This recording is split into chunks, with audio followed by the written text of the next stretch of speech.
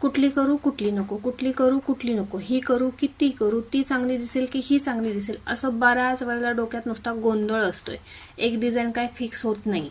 तर आज आलेली ब्लॅक फॉरेस्ट 1.5 किलो केकची ऑर्डर आणि रेग्युलरचं कस्टमर आहे. म्हटलं तीच डिझाईन करून देण्यापेक्षा आज काहीतरी वेगळी डिझाईन करूया. कस्टमाइज डिझाईन असलं की बरं असतं बाबा. कस्टमरने जी डिझाईन दिली ती आपण करतो आणि रिकामे होतो.